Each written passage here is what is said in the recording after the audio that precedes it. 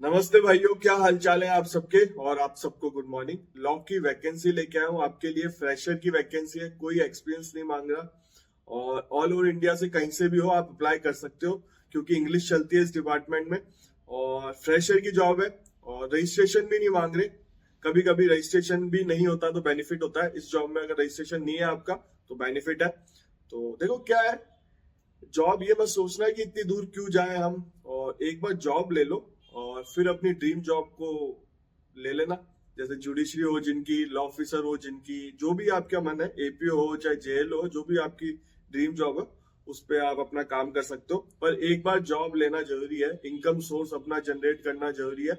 और वैसे प्रैक्टिस करते हो तो मैंने प्रैक्टिस वालों को बता रखा है, जो फर्स्ट जनरेशन एडवोकेट है वो अपना इनकम सोर्स कैसे जनरेट कर सकता है, क्योंकि कोई नहीं बताएगा इतनी डिटेल में। मैंने उस पर वीडियो बनाया और अगर आप वो चीज उनमें से एक भी कर लोगे आपके 100% इनकम सोर्स जनरेट हो जाएगा। तो चैनल पे जाके देख सकते हो वीडियो। सबसे पहले इस वैकेंसी की बात करते हैं। ये high court of Andhra Pradesh Amravati में निकली है और ये 16/2/2024 का नोटिफिकेशन है। इसका नंबर ही बता देता हूँ, 130/2024 RC। ठीक है, ये लॉ क्लर्क की जॉब है। जैसे अपने राजस्थान हाईकोर्ट में लीगल रिसर्चर की जॉब निकलती है, सेम वही काम है इसमें। लॉ क्लर्क का है, कॉन्ट्रेक्चुअल बेसिस पे साल भर का है, मैं बता दूंगा। और 4 साल एक्सटेंड हो सकता है, मतलब 4 साल तक एक्सटेंड हो सकता है। जब इसकी क्वालिफिकेशन की बात करेंगे, पीरियड की बात करेंगे, उसमें बात कर लेंगे। तो ये लिख लिया, कॉन्ट्रेक्चुअल बेसिस पे लॉ क्लर्क की जॉब है, high court of AP Andhra Pradesh. ठीक है, 35,000 सैलरी रहेगी पर मंथ। अच्छी सैलरी होती है पर मंथ 35,000। फर्स्ट टाइम आपकी कोई नौकरी लगे 35,000 मिल जाए, ठीक सैलरी है। तो और इसमें देखो, इसको आपको एप्लीकेशन फॉर्म इसके ऑफिशियल वेबसाइट पे मिल जाएगा। आपको मैं ऑफिशियल वेबसाइट बता देता हूँ, APHC.government.in पे आपको ये सबमिट करना पड़ेगा फॉर्म। और ये 5/3/2024 से पहले आप फॉर्म फिल कर देना। एप्लीकेशन फॉर्म पहुंच जाना चाहिए उनके पास। पहले पन्ने पे यही लिखा हुआ है। बात करते हैं सेकंड चीज की। इसमें एज बता रखी है, मैक्सिमम एज है 30। ध्यान रखना, एज में साफ मेंशन है। बाकी चीफ जस्टिस के बारे में लिखा हुआ है, जज के बारे में, स्कीम है मतलब प्रॉपर एक स्कीम बता रखी है। इसमें एज का मेन अपना पॉइंट है, एज मैक्सिमम एज है 30। इसके आगे चलते हैं अपन, एलिजिबिलिटी की बात कर लेते हैं। 3 साल वाली हो या 5 साल वाली लॉ हो, आप अप्लाई कर सकते हो, ये बात ध्यान रखना।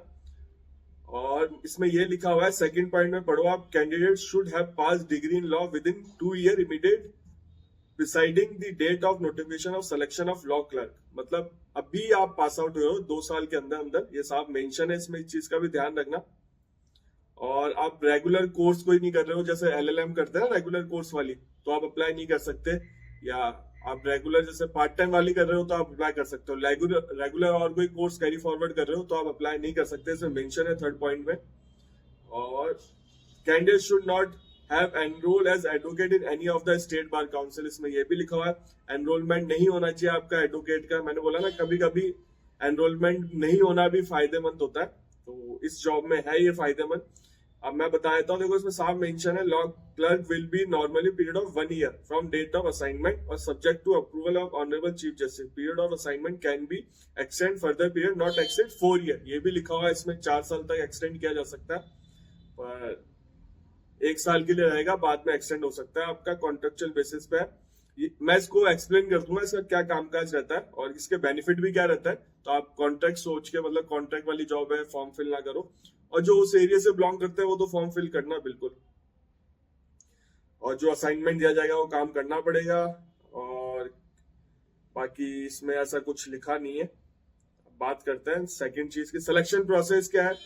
कि सिलेक्शन ऐसा रहेगा आपका, आपको मतलब आप फॉर्म फिल कर दोगे, आप अगर सारी पूरी मतलब ये जो भी क्वालिफिकेशन है उसको फुलफिल कर रहे हो तो आपके पास इंटरव्यू कॉल आएगा। इंटरव्यू होगा, कोई पेपर नहीं होगा इसमें आपका, तो डायरेक्ट इंटरव्यू होगा। कमेटी होगी उसके सामने। अगर आप सेलेक्ट हो जाओगे तो आपको मेल के थ्रू, फोन के थ्रू या कैसे भी आपको कांटेक्ट कर लेंगे। इसलिए मेल आईडी, फोन नंबर ढंग से मेंशन करना है इसमें।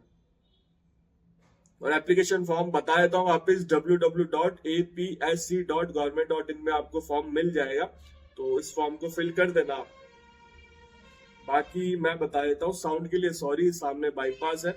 वैसे ये नॉइस कैंसिलेशन है इसमें, बट ये जो ये हॉर्न का साउंड होता है ये आता ही आता है, पता नहीं क्यों। इसका किसी को आइडिया हो तो मुझे बता देना कोई। टेक फ्रेंडली ज्यादा हो, टेक्नोलॉजी के बारे में ज्यादा जानता हो। बाकी रिकॉर्ड अटेंडेंस के बारे में लिखा हुआ है। देखो लीव कितनी मिलेगी, आपके टोटल 12 पेड लीव रहेगी, उसके बाद लोगे तो आपकी सैलरी कटेगी और 35,000 आपको मिलेंगे, कोई अदर अलाउंसेस नहीं मिलेंगे, इसमें मेंशन है। और बाकी ऑनरेबल हाईकोर्ट के आप अंडर काम करोगे। अब बात आती है इसके बेनिफिट्स। देखो इस जॉब पे ये बेनिफिट है, एक तो आपको इंटरव्यू का एक्सपीरियंस हो रहा है। जो सिविल जज एग्जाम होता है ना, वो हाईकोर्ट, जैसे राजस्थान में हाईकोर्ट लेता है पेपर, तो अगर राजस्थान में ऐसे लीगल रिसर्चर की वैकेंसी निकलती है ना, तो उसमें आप हाईकोर्ट में जाते हो इंटरव्यू देने, सेलेक्ट हो या ना हो, बट आपको एक एक्सपीरियंस तो मिलता ही है। तो आपको झिझक तो खुलती है आपकी, आपको घबराहट जो होती है ना पहली बार की, जैसे फॉर एग्जाम्पल आप जुडिशरी में सेलेक्ट हो जाते हो, आपने ये इंटरव्यू दे रखा होगा, तो आपको डर नहीं होगा क्योंकि आप पहले भी दे के आ चुके हो हाईकोर्ट में। फर्स्ट टाइम हर किसी को डर लगता है, ऐसा कोई नहीं है जिसको डर नहीं लगता। तो एक एक्सपीरियंस मिलता है, सेलेक्ट हो जाते हो तो काम भी करो, सैलरी मिल रही है, ऑनरेबल जज के साथ आपको काम करने का मौका मिल रहा है। ऑनरेबल हाईकोर्ट जज होता है, वो बहुत कुछ सीखने को मिलता है। और इसमें देखो जॉब प्रोफाइल में इसमें था आपको क्या काम करना है, मैं एक बार देख रहा, ड्यूटी में देखो मेंशन है इसमें, ये फोटो देखो, 8 पॉइंट पढ़ो आप। Regard reading case file, preparation of case including case summary notes, इसमें लिखा हुआ है date event, identify fact issue, question that में अराइज में need to be address, research work including case law article, judicial order, study material for conference seminar meeting. तो ये duty रहेगी। और मैं बता देता हूँ, बेसिकली लीगल रिसर्च करनी पड़ती है, डेटा मैनेज करना पड़ता है, और घर पे भी जाना पड़ जाता है कभी कभी, क्योंकि ऑनरेबल हाईकोर्ट का घर पे भी ऑफिस होता है, अलग से घर के लिए भी स्टाफ होता है। तो ऑनरेबल हाईकोर्ट के सेक्रेटरी भी अलग से होता है घर के लिए, और कोर्ट के लिए अलग होता है। और जो सेक्रेटरी लगते हैं वो डीजे कैडर के रैंक के लगते हैं। तो काफी बड़ी बात है ऑनरेबल जज के साथ काम करना, तो इस चीज को मिस ना करो। अगर ये मत सोचना कि 8 वैकेंसी है, टोटल 8 ही दी। एक बार देख लेता हूँ, हाँ 8 वैकेंसी है इसमें टोटल। तो ये मत सोचना कि 8 वैकेंसी क्यों फॉर्म ना फिल करे। और ये हो सकता है नॉर्थ वाले ना जाए देने, बट जो उस एरिया के है वो फॉर्म फिल कर देना, और इसको मिस ना करें। अच्छी जॉब है, कॉन्ट्रेक्चुअल बेसिस पे आप जुडिशरी की तैयारी भी कर सकते हो इसके साथ अपने स्टेट की, ऐसी कोई दिक्कत नहीं आती। और छुट्टी का है 12 छुट्टियां पेड लीव, बाकी अगर लोगे तो सैलरी कटेगी आपकी। ठीक है भाइयों, मैंने आपको बता दिया।